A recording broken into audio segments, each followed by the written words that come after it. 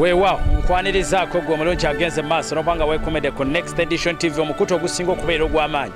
wane Uganda ne Kampala yonna okutwalizawo musubscribinga sharinga commentinga n'okwongera okutegeeza bannyinaffe abalala nti guno gwe mukutu gwe basaanidde okubanga bafunira amawulire agatambula mu nsi Uganda. Omwanjuzi ate omutesite simulaleze muzzukulu wa Chadden Frank Asirye AKMC Mayor program ebeera sekanyo lya extra the undercover wenne ku kamera bamuyita mukwano gwange kirabira Lawrence yagenze maaso n'okubanga ndabisa bwe nti akawungeza ko nakolwe nagamba kasasi kona saa 10 mpaka saa 12 omanya nti ensonga ebegenze maaso n'okubanga egguka Monday to Friday ensonga mpitirivu nnyo wabula ngezimu ku nsonga ezikutte akati mu ggwanga Uganda zez'okudda kwa ssentebe w'ekibiina kya National Unity Platform oyo nno nga simulala ye Ssentamu Kyagulanyi aka Bobi Wine ng'ennaku z'omwezi 5 ono n'agenda kuba akomawo munda mu ggwanga erya Uganda ng'ava okutalaga amawanga g'ebweru eyo nno gyageze maaso n'okubanga asinkanya bannakibiina ab'enjawulo n'okugezaako okubanga ayogeramukko nabo n'okubagumya n'okubalaga essuubi nti obaolyawo bakyali ku mulamwa ogw'okuggyako omukulembeze afuga ensi eno mu kaseera kano yakwata ettebe y'obukulembeze mu 86 atali mulala Yoweri Kaguta Museveni bwahabulwa mu kaseera kano munnayuganda agenda mu maaso n'okubanga akulembera ensi eno. Okusa ku Bobi Wine abadde mawanga ag'enjawulo era ng'abantu bangi nnyo badde bagera mu maaso n'okubanga abatuwa amawulire agadde gakwatayo keeyo muyasinkadde bannakibiina abangi nnyo bannakibiina kya National Platform n'abamu ku bannankyukakyuka ab'enjawulo n'abaako ebigambo byayogera n'ezimu ku nsonga z'abadde asinga okubanga atambuza zez'okwongera ddala okulaga nti obaolyawo akyali ku mulamwa ogw'okukyusa obukulembeze bw'agamba nti obaolyawo buli mu mikono egitali mituufu bwe yabadde akyaziddwako ku mikutu gy'amawulire egy'enjawulo mu bitundu by'eggwanga lya United States of America mu kibuga California gye yabaddeko n'abamu ku bloggers oba social media handlers ab'enjawulo yabadde agenda maaso n'okukinoganya nti akyali ku mulamwa gwe nnyini ogw'okubanga amegga n'okubanga awakanya obukulembeze bwa President Yoweri Kaguta Museveni. Bobi Wine mu kutambula okwo konna kwonna bakugenyi bwe yabaddeko butereevu olunaku olwaleero ng'ennaku z'omwezi 3 ayolekedde ensi ya South Africa eyo ezimu ku nsi ezisingamuko bannayuganda abangi mu nsi za Africa. Bwe twogera ku nsi za Africa esingamuko bannayuganda abangi twogera ku nsi ya South Africa. Kakati n'omukulembeze w'ekibiina kya National Unity Platform aka Bobi Wine oba omukulu gwamanyi nga Ssentamu Kyagulanyi eyo nno gyagenze maaso n'okubanga ayolekera olunaku lw'olwaleero wabula amawulire agatabadde malungi agenze maaso n'okubanga asooka okutaataaganyisibwa ab'ebyokwerinda oluvannyuma kyentegeddeko nti okusinza ku mawulire genfuna nti omukulembeze oba gavumenti yakuno ekubye essimu okusa ku bigambo bya Ssentamu Kyagulanyi Bobi Wine agamba nti waliwo essimu evudde munda mu ggwanga erya Uganda ng'eyolekera gavumenti y'eggwanga lya South Africa ng'egitegeeza nti abamu ku baana ba National Unity Platform ne bannankyukakyuka bali violent kwegamba bafujjo nnyo era ekiyinza okuviirako ebyokwerinda mu ggwanga lya South Africa n'ensi yonna okutwaliza awamu okugwa mu katyabaga. Kale ab'ebyokwerinda mu nsi eno ya South Africa badde balina okukola butaweera okulabika nga baziyiza enkuŋŋaana zonna n'enteekateeka za Ssentamu Kyagulanyi Bobi Wine z'abadde ateeseteesemu okubanga sinkana bannansi b'eggwanga lya South Africa naddala abava mu nsi y'eggwanga Uganda nga bakolera mu nsi eyo. Okusinza ku butambi badde bulinking obadde bugenda mu maaso n'okubanga bulabwako Bobi Wine alabiddwako nga ab'ebyokwerinda bagezaako okubanga bamutangira okubanga tayimirirawo ku kisaawe ky'ennyonyi mu kibuga Johannesburg gy'abadde agenze mu maaso n'okubanga atuukira era ab'ebyokwerinda badde bagezaako okukola byonna kwegamba ebisoboka okulabika nga bamukugira okubanga tayingira obanga tasitopingiraawo ku kisaawe ky'ennyonyi newankubadde nga bannansi b'eggwanga Uganda bangi abadde bagenze mu maaso n'okubanga bamulindiridde. Olwo nno abamu ku ba foot soldiers oba ku ba political activists ab'enjawulo ddala abava mu kibiina kya National Platform bagezezzaako okukola kyonna ekisoboka okulabika nga bamubudaabuda n'okumukuuma mpaka wagenze maaso n'okubanga ate bamutuusiza awadde ateekateekeddwa okubanga ayogerako ne bannansi b'eggwanga Uganda abawangalira mu ggwanga lino lya South Africa. Okusinza ku bigambo bya Bobi Wine era tebyawuseemuko n'ebya bulijjo byabadde agenda mu maaso n'okubanga ayogera ategeezezza nga gwayita dictator President Yoweri Kaguta Museveni nga bw'abadde akubye essimu mu nsi ya South Africa okubalemesa enkuŋŋaana zaabwe kale ng'akatengo oba okutya kw'omukulembeze ono tekukomye eno mu ggwanga Uganda wokka wabula nga ne mu nsi ezimuliraanye gy'abadde asuubira nti Bobi Wine agenda kubanga atuukira kale abadde alina okusookayo okubanga akubayuko essimu mutaataaganya mu nkuŋŋaana ze. jukira Munnayuganda gwagenda maaso n'okubanga ongoberera eggwanga lya South Africa lisingamu ku Bannayuganda abadduse mu nsi Uganda ogenda okunoonya akasente era nga bannansi abawangalira mu nsi ya South Africa abasinga be bamu ku abo banoonya mmere ya leero n'okubanga batetenkanya okuleka nga babeerawo n'okukyusa obulamu bwabwe ne families zaabwe naddala ze baaleka mu ggwanga eggwanga lya Uganda. Kitegeeza ki nti abantu abafaananako bwe betyo capability oba obusobozi obusobola okubanga ate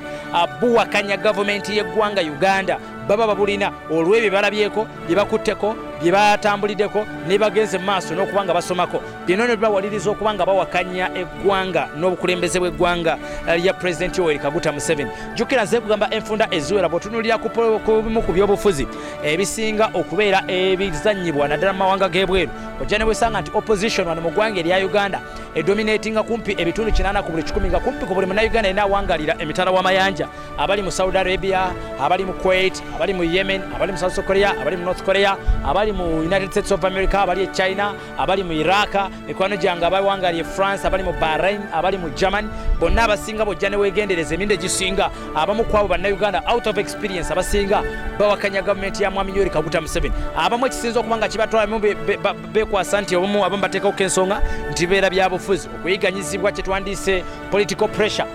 ejjudde mu ggwanga erya Uganda abamu basindiikiriza okugenda mu mawanga g'ebweru ekyo nno kibaviirako okubanga bagenda mu maaso n'okubanga batandika okuwandula ebigambo provoking gavumenti yakuno n'okugikakasa nti oba oli awo teyina kyekoze kiri awo n'obamu okubanga batandika okubanga bagiyekera mu mbeera oba egitwandise ey'ebigambo. Ekimu ku kirala ekitwala Bannayuganda ebweru bakita unemployment ejjudde mu ggwanga erya Uganda and of course bw'oba ogenda mu maaso n'okubanga obraminga why is it Uganda unemployment eyitiridde tosobola kubuusa gavumenti egenda maaso n'okubanga ekulembera and that government ekulemberwa Yoweri Kaguta Museveni kitegeeza nti buli munnansi yenna eyafuluma ogenda Iraq eyafuluma ogenda mu Saudi Arabia eyafuluma ogenda mu North Korea ojja ne weesanga nti singa ombuuza why you attacking the government of Yoweri Kaguta Museveni ajja kugamba lack of employment, lack of jobs n'ebirala bingi nnyo byebagenda mu maaso n'okubanga bawa then ekirala wa kyetuyita kugamba love for adventure being it Uganda it is so political embeera y'obwavu ebufuusa obwavu n'ebirala bingi nnyo abantu abasinga banoonya okubeerwa banoonya okubudaabudibwa olw'ebyo bagenze mu maaso n'okubanga bayitamu nga bwolakakwenza bwe yagenda mu maaso n'okubanga adduka ogenda mu Germany ng'ensonga yeekuusa ku ntulugunyizibwamu nga bwagenda mu maaso n'okubanga abyogera zoolaba abantu bangi nnyo bagenze mu maaso n'okubanga badduka naddala namu kuba ebisiyaga by the way LGBT naye ekoze kinene nnyo okubanga eddusa Bannayuganda bangi nnyo nti oli bw'aba agenda mu maaso n'okubanga anoonya empapula akimanyi nti munda mu ggwanga erya Uganda abali b'ebisiyaga bayigganyisibwa kati engeri yokkayoka y'okusurvivingamu n'okubanga aweebwa eddemberi anoonye ezimu ku ezo ensi eziyinza okubanga ate zimufevaringa n'okumukeepinga ng'ali very safe newankubadde ng'agenda maaso n'okubanga promoting what we call homosexual okugamba LGBT mu mawanga amalala eyo gye bagenda maaso n'okubanga bakkiriza agamu ku mawanga aganiriza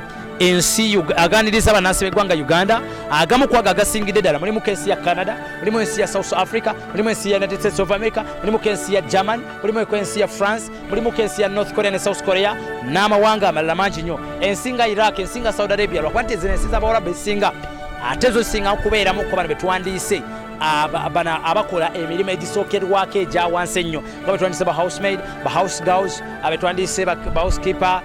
basikali n'ebirala bingi nnyo kakati njagala kutegeeza gwe Munnayuganda genda maaso n'okubanga ongobera ku Next Edition TV nkujjukiza okusubscribinga n'okusharinga n'okucommentinga kino kiwadde enkizo okubamu kwa political leaders naddala bavuganya gavumenti ya Mwami Yoweri Kaguta Museveni okwanguyirwa okubunyisa enjiri ewakanya oba obubaka obuwakanya n'obusiiga gavumenti yakuno enziro ekakasiza ddala nti tekoze kimala kino sijja kisazaamu being nti ab'amawanga ag'abweru agasinga gaaniriza Bannayuganda bonna kireetedde ba political activists ab'enjawulo naddala abayiganyizibwa wano mu ggwanga erya Uganda okwanguyira okupenetrating okuyingira mu nsi zino ate ne baweebwa eddembe eryogera era ensonga lwaki nti Ssentamu Kyagulanyi Bobi Wine kimwanguyira enfunda eziwera okuyingira mu gano amawanga France, Yemen, South Korea amawanga n'amawanga malala mangi nnyo era ojja ne weegendeza agamu ku ago amawanga ate agakolagana ne President Yoweri Kaguta Museveni ojja ne weesanga opposition ntono nnyo eyo eri mu ago amawanga because babeera bakimanyi nti once you attack the government of Yoweri Kaguta Museveni kiyinza okuviirako obuzibu nti gavumenti gy'olimu efevalinga ate gavumenti eno ensonga lwaki ojja kulooka Munnayuganda addukidde mu ggwanga lya Russia ojja kulookulaba Munnayuganda addukidde mu ggwanga lya China ojja kulaba okulaba munnayuganda addukidde mu North Korea, ojja kulaba okulaba munnayuganda addukidde mu mawanga nga Rwanda, ojja kulaba okulaba munnayuganda addukidde mu mawanga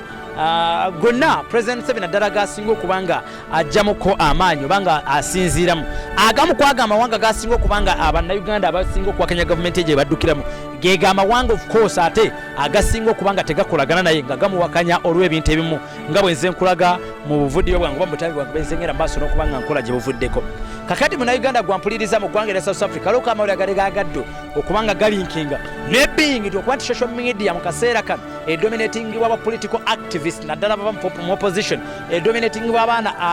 abali oppressed naddala betwogera ku baana abaweddemu essuubi nga bakanya gavumenti ya Mwami Yoweri Kaguta Museveni. Amawanga amawulire gano gabaga brastins abadde gagezaako okulaga Bobi Wine nga bw'agezezaako kubanga atyoboolwamuko mu ggwanga erya South Africa. And of course I will not say nti atooboddwa wabula ngaebyo ebyokwenda badde bagezaako kubanga babba muziyiza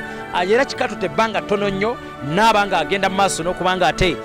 akkirizibwa oluvannyuma neyeeyongero gy'abadde agenda mu maaso n'okubanga ayogera era gy'agenze mu maaso n'okubanga amalira ng'ayogerako ne bannansi b'eggwanga lya South Africa naddala bava mu ggwanga erya Uganda. Okusa ku mawulire genfuna akyeyongera okuba nga atalaga obula nga munda mu ggwanga erya Uganda agenda kuyingiramuko ng'ennaku z'omwezi 5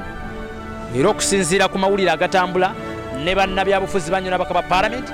balina kye bateeseteese engeri y'okumwanirizaamu etali ya bulijjo. Ekintu kye tamanyi nti oba gavumenti ya Mwami Yoweri Kaguta Museveni ne poliisi n'ab'ebyokwenda bonna banaagenda mu maaso n'okuba nga bakikkiririzaamu okusinziira ku bagenze mu maaso n'okuba nga bakituuma 1 million march era okwetoolola eggwanga lyonna lyonna liri ku bwerinde. Bobi Wine agenda kwanirizibwa atya ng'akomezebwako munda mu ggwanga erya Uganda. Kigenda kubeera kitya? Poliisi erina kkiriza tekkirize, bwe batekkiriza kye kigenda okubeerawo okusinziira ku byengenda mu maaso n'okuba nga biraga byonna byonna ne indicators ziraga nti abantu bangi nnyo naddala aba opposition